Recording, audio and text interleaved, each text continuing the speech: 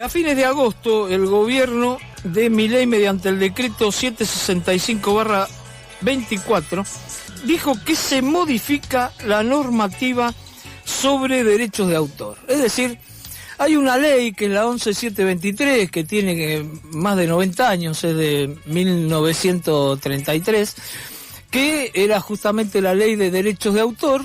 Esto no pasó con la ley bases, intentó pasarse por ahí, pero no pasó, pero ahora por decreto mandaron esto. Por eso estamos comunicados con el expresidente del Instituto Nacional de la Música, por 2 periodos, dirigente de la Unión de Músicos Independientes. Hablo de Diego Boris. ¿Cómo te va, Diego? ¿Cómo estás? ¿Cómo anda, señor Roberto Ruiz? Qué lindo escucharlo. ¿Qué tal? Qué alegría escucharte. Ante todo, qué alegría escucharte, ¿eh? Igualmente. Y escuchar a Camilo también. Bueno. Hay una alegría enorme. Bueno, si habremos tenido discusiones con el tema de los hijos y las hijas, ¿no? Pero dejémoslo ahí. Qué alegría, qué alegría. Diego, contame un poquito, primero para ubicar a la audiencia. ¿Qué es esto de la propiedad intelectual? ¿Qué es esto de la propiedad intelectual? Está buenísimo lo de la pregunta, porque a veces hay mucha confusión. Sí. Así como existe la propiedad sobre los bienes materiales, podríamos decir, que está muy naturalizada ya desde la época del jardín de infantes o de la escuela. Nos hacían, me acuerdo yo, poner los nombres en los lápices para que no se pierdan, porque eran tuyos, ¿no? Entonces estaba naturalizado que había elementos que eran de una persona, y entonces uno lo tenía que cuidar, ya desde ese momento. Pero claro, crecimos naturalizando que estaba bien la propiedad sobre los bienes materiales. Uh-huh. Pero claro, a medida que fuimos creciendo y veíamos que escuchábamos canciones, veíamos películas, etcétera, que eso era producto de la creación y no era algo material, era algo inmaterial o intelectual. Uh-huh. Desde la época que se inventaron los dispositivos para reproducir a gran escala libros, porque hasta ese momento solamente los libros se podían escribir a mano, entonces era muy difícil poder vender libros, porque terminaba de escribir un libro un escritor un par de años y después tenía que pasar la segunda copia, tenía que ser a mano. No había una industria para vender libros. Claro, cuando se inventaron los dispositivos para poder reproducir a mediana o gran escala algo que se había hecho en forma artesanal, el que ganaba dinero era el que tenía el dispositivo para poder hacer muchas copias. Claro.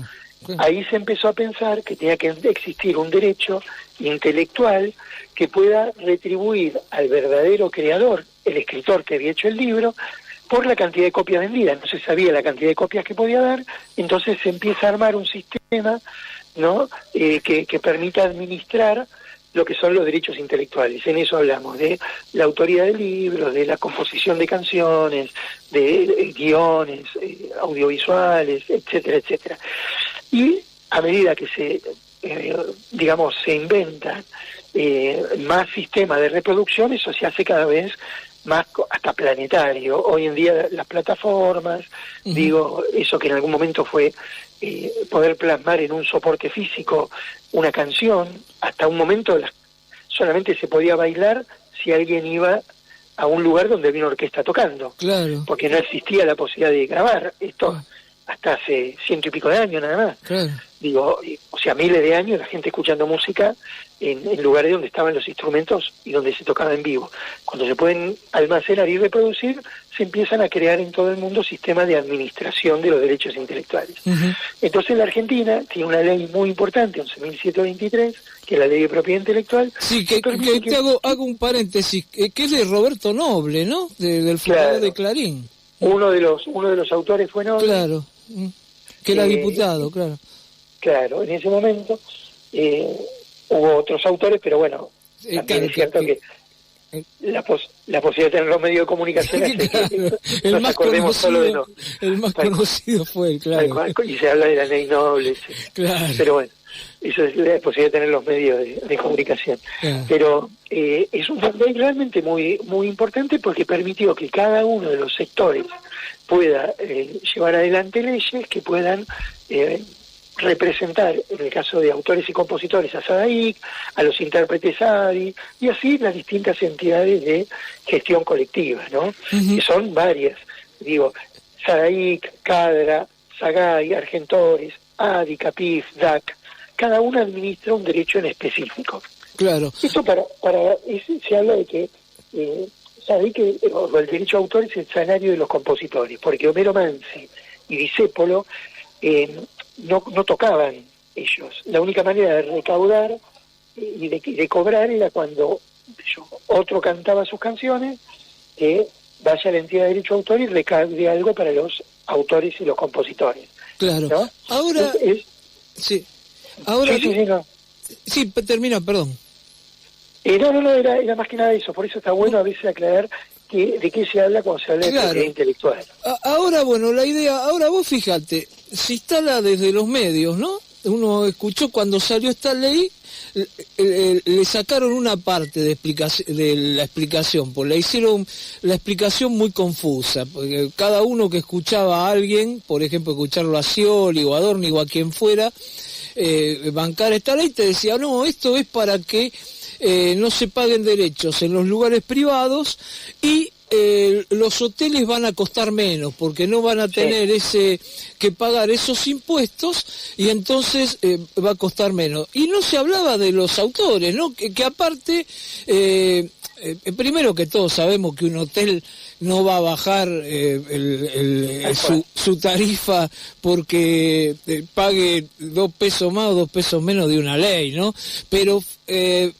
lo plantearon desde ahí, ¿no? Que bien que esto saque impuestos. Pero sin embargo, vos estás haciendo otro planteo que es totalmente, que al hablar de esta ley, es totalmente diferente, porque si no, ¿de qué forma se le paga a esta gente? Es que es así, y aparte, cuando uno habla del derecho, que la propiedad intelectual es una propiedad más genuina que la propiedad sobre los bienes materiales. ¿Por qué? Porque un bien material vos lo podés comprar, vender, transformar, regalar, etcétera. Y puede ser de diferentes personas, mientras que el producto de la creación es de una persona sola. Y en un momento le preguntan a Lito Nevia, ¿cuánto tardaste en componer Solo se trata de vivir? Y él dice 30 años, que era la edad que tenía cuando la compuso. Claro. Todo lo que había leído, lo que había practicado, etcétera, etcétera. O sea, realmente es una propiedad más genuina que la propiedad sobre los bienes materiales.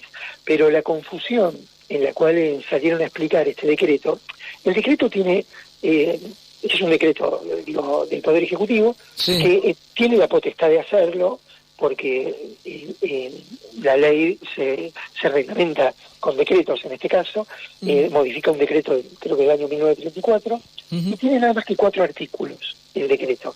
2 son de forma. Y en realidad, lo único que hace es... querer precisar de una manera muy confusa lo que sería ámbito privado. ¿Por qué? Porque cuando se precisa lo que es comunicación al público es todo lugar donde hay gente y hay música sonando y hay un beneficio económico directo o indirecto. Por ejemplo, en una discoteca. Digo, la gente baila porque hay música. Antes bailaba porque había una orquesta tocando. Sí. Cuando se reemplaza la orquesta por grabaciones, se arma un conflicto porque los músicos que habían grabado muchas veces esas mismas grabaciones que los reemplazaban, no la habían grabado para quedarse sin trabajo, sino para que la gente la pueda escuchar en sus casas. Pero como la evolución de la tecnología es imposible de parar, se logró un punto de equilibrio, se paga para poder utilizar la discoteca la música y la gente baila con la música que se utiliza de las grabaciones y los músicos cobran una especie de compensación. Todo lo del decreto que salió con grandes títulos y aparte mintiendo, como nos tiene acostumbrada esta gestión, con eslogan, 17.000% de inflación, ¿se acuerdan? Digo, 10% la entrada, el costo de habitación de un hotel es por culpa de los derechos intelectuales. Yeah. Si eso hubiese sido así, hubiese habido una promoción que bajaban por lo menos 5% las habitaciones de hotel y eso no sucedió porque son eslogan, ¿no? Pero lo único que tiene como resultado real es que está en debate y en discusión si pagan las habitaciones de hotel. Todo el resto sigue aplicándose. ¿Por qué? Porque la redacción confusa dice textualmente, ¿no? Cuando habla de ejecución pública, dice el decreto en su artículo 2, ¿no? Que modifica el artículo 33. digo, de la ley de 1934, del decreto de 1934. Sí. Dice, no existe representación o ejecución pública cuando la misma se desarrolla en un ámbito privado. Ámbito privado. ¿Qué sería un ámbito privado? Y por ejemplo, vamos a poner un ejemplo que podemos conocer todos. Un colectivo tiene dueño, ¿no? Una empresa de colectivo es dueña del colectivo. ¿Ahora es un ámbito privado? No. Es un ámbito público. Una discoteca tiene dueño. ¿Ahora es un ámbito privado? No. Es un ámbito público que requiere de una habilitación, ¿no? De ciertas normas para que te den la habilitación. Entonces, la redacción confusa hizo que muchos comunicadores que no saben del tema y que a veces se guiaban por la declaración de algún funcionario, ya no se va a pagar el derecho a autor en lugares donde hay música, en aquellos cumpleaños de 15, salones de fiesta, etcétera. Eso es mentira, digo, se sigue cobrando como hasta ahora. El problema es que la redacción confusa generó una gran litigiosidad, muchos casos de que ya se llevaron a la justicia, etcétera, y es el lobby de los hoteles, que seguramente tuvo Scioli ahí, donde eran dos digamos, asociaciones privadas. Claro. Asociación SAIC con la Cámara de Hoteleros, ¿no? Y ahí se metió el Estado, que teóricamente iba a regular, a favor de la Cámara de Hoteleros, y en un decreto modifica lo que se puede llamar ámbito de ejecución pública. Claro. Pero es solo para los hoteles, pero bueno, con los eslogans de esta gestión confunden, redactan decretos de manera maliciosamente, digamos, para confundir, y es un poco más de lo mismo, ¿no? Claro, por lo que vos decís, es decir, si esto entra en litigiosidad, es decir, los hoteleros van a tener que terminar pagando, y todos van a tener que terminar pagando, porque es muy claro lo que vos explicabas sobre lo que es derecho de autor, ¿no? Me parece. Sí, el único punto de conflicto podría llegar a ser las habitaciones de los hoteles, todo lo demás está afuera, los salones de fiesta, que las informaciones decían que ya no se va a pagar más derecho de autor, etcétera, etcétera. Es el único lugar que puede haber conflicto, que en realidad es solo porque es bienes inmateriales o propiedad intelectual. Imaginemos esto. Sí. Si vos llevas un horno a microondas en una habitación de hotel, ¿no? Y tenés que pagar algo por tener el horno a microondas. Entonces, porque alguien te lo alquila eso. Y vos decís, bueno, yo no quiero tener más horno a microondas. Bueno, me llevo el horno a microondas, no pagas más. Claro. Con la música, claro, no es así. Claro, porque dice, ¿cómo te lleva la música? Claro. Digo, es más difícil, pero en el fondo es eso. Digo, vos querés tener un servicio que permita amenizar, que permita esto y lo otro, bueno, tenés que pagarle a los que dan ese servicio. Claro, está clarísimo. Te cambio de tema, aunque tiene que ver con esto. Bueno, a principio de año, vos interviniste en la Cámara de Diputados, mucha gente intervino sobre la ley base con lo que tenía que ver con los institutos de la música, y se buscaba en realidad el Instituto de la Música, que es autárquico, meterlo para que dependiera del gobierno. Si no me equivoco, era más o menos así lo que... Estatizar un órgano, un ente público no estatal. Claro. ¿Por qué no le aclaras? Porque acá hay algo que es muy interesante, que creo que la gente tiene que saber, ¿no? Lo que es un organismo autárquico, y bueno, que vos fuiste la demostración de eso. Vos fuiste, si no me equivoco, 3 gobiernos atravesaste, porque tuviste 2 mandatos, ¿no? Como presidente del INAMU. 2 mandatos y atravesé 3 presidentes diferentes, ¿no? Claro. De la nación. Claro. Lo que generalmente no sucede. ¿Pero por qué? Porque la aprobación de la gestión del Instituto de la Música no la tiene el Poder Ejecutivo, la tienen las Secretarías y Ministerio de Cultura de las 24 jurisdicciones, 23 provincias y cada. Entonces, aunque parezca mentira, es más fácil consensuar con 24 que con 1, porque uno generalmente te impone, en cambio 24 se puede consensuar. Yo tuve 8 años al frente de INAMU, tuvimos 8 asambleas federales y fue por unanimidad la aprobación, porque ahí está lo federal institucional. Pero digo, hay 3 categorías: los entes, autárquicos, los entes públicos no estatales y los organismos descentralizados. Por ejemplo, el Instituto de a ver, vamos a poner Fondo Nacional de las Artes, es un organismo descentralizado, que tiene administración descentralizada, pero no es un ente autárquico. El Instituto del Teatro es un ente autárquico, pero tiene solamente administración descentralizada, pero financiamiento, o sea, el operativo del financiamiento es de parte de lo que sería el funcionamiento de la Administración Pública Nacional. El Instituto de Cine es un ente público no estatal, pero su conformación hace que el Poder Ejecutivo tenga el poder de las decisiones finales.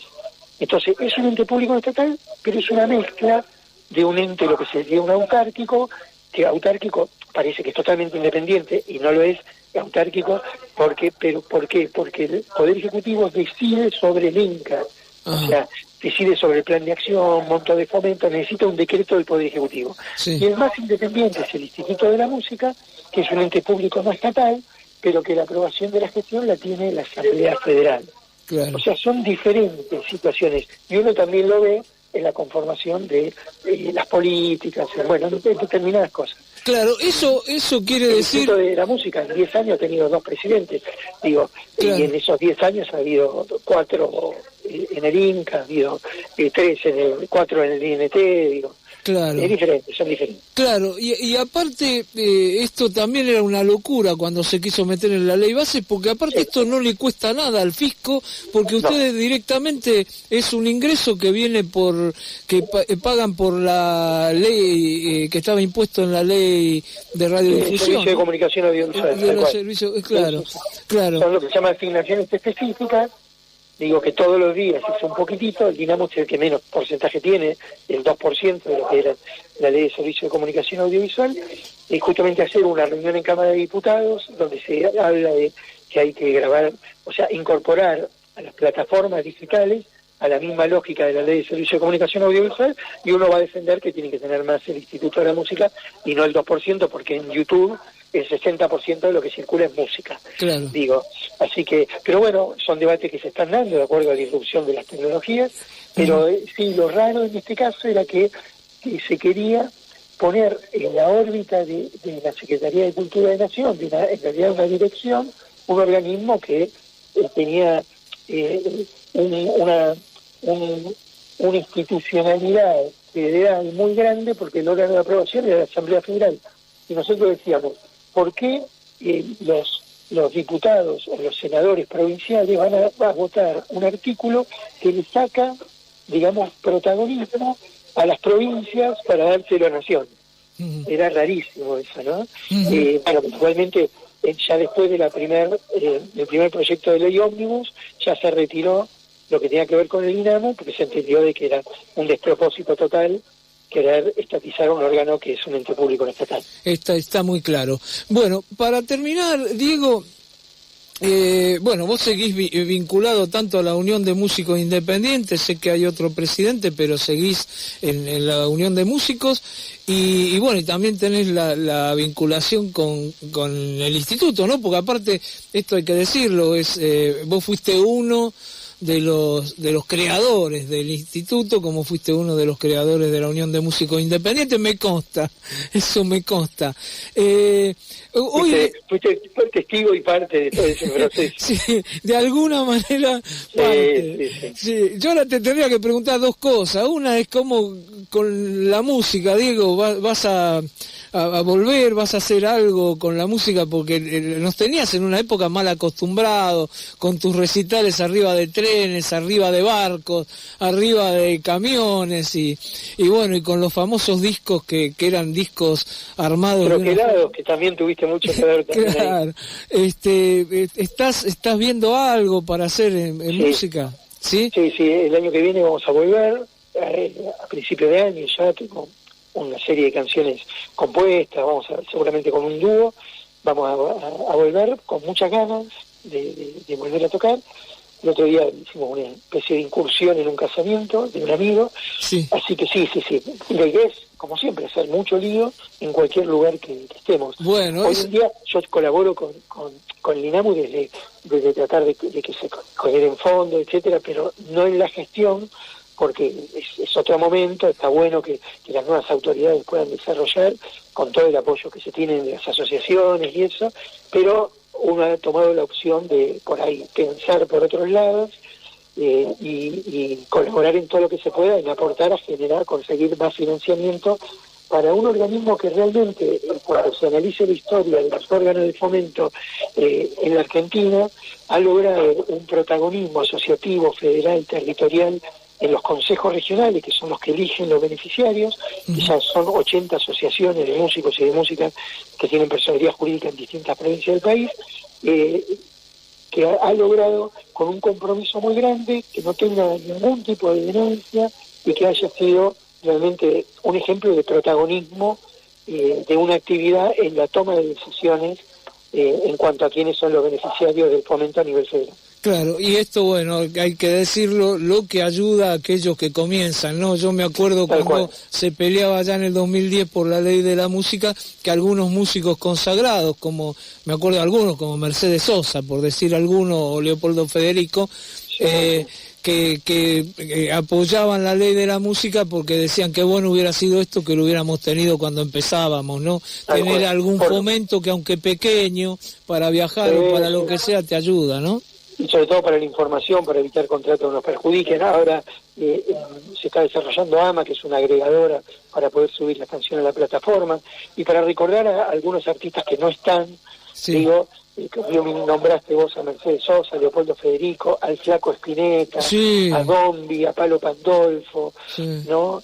Realmente Estampone, gente que uno la extraña muchísimo y que pusieron su imagen y su voz para...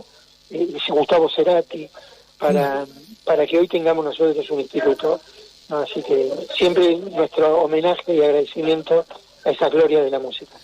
Diego, yo te agradezco muchísimo por esta comunicación, te mando un abrazo pero muy grande y espero que pronto nos veamos. Desde ya te comprometo el año que viene, cuando estés tocando a calle te venís, ¿eh? Un abrazo grande. Con el dúo allá, abrazo grande, y para mí es un honor siempre, y saber que tengo un amigo ahí haciendo periodismo independiente, posta, en serio, es buenísimo.